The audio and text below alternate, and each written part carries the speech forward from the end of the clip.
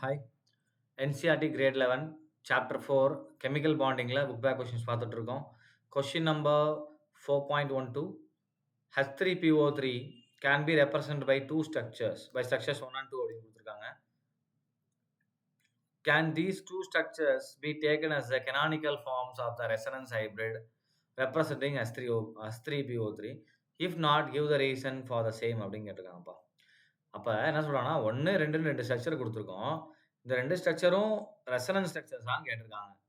அப்படியா? ரெசோனன்ஸ் ஸ்ட்ரக்சரான்னு கேட்டிருக்காங்க. இல்ல அப்படின்னா, அதுக்கு என்ன ரீசன்னு குடுத்துருங்க. இருக்குனாலும் என்ன ரீசன்னு குடுத்துருங்க அப்படின்றாங்க. Give the reason for the same அப்படின்னு குடுத்துருக்காங்க. ஸோ இந்த ஸ்ட்ரக்சர்ஸ நான் பாண்டிங்ல வரையலாமா?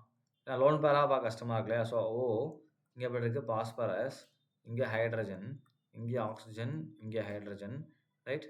ஸோ இங்க ஆக்ஸிஜன் இப்படி இருக்கு. ரைட்டாப்பா? இந்த மாரி தான் இருக்கு. ஸோ பாஸ்பரஸுக்கு நமக்கு என்ன ஆயிடுது? 4 பாண்ட் வருது. அண்ட் இங்க ஓக்கு ஒரு பாண்ட் மிஸ் ஆகுது. ஸோ ஓ மேல இங்க நமக்கு மைனஸ் வரும். அப்ப இது ஒரு ஸ்ட்ரக்சர்.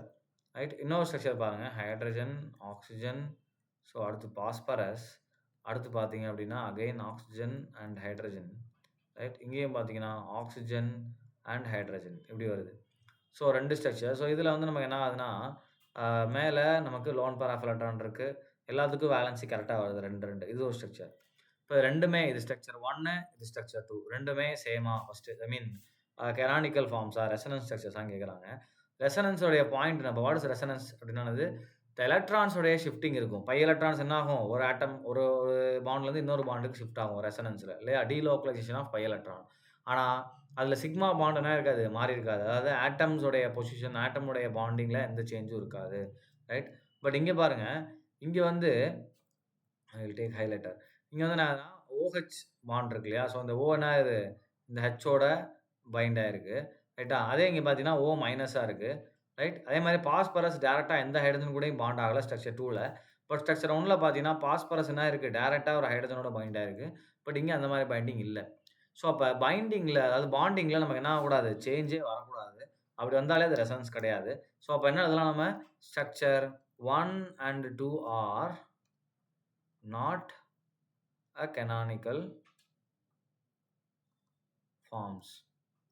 சரியா? ஏன்னா என்ன எழுதணும்? பிகாஸ் என்னது? There is change of bonding in between the atoms in 2 structures அப்படின்றத நம்ம இங்க எழுதிக்கணும். ரைட்டா? ஸோ இதுதான் அதுக்கான எக்ஸ்ப்ளனேஷனா இருக்கும். ரைட்?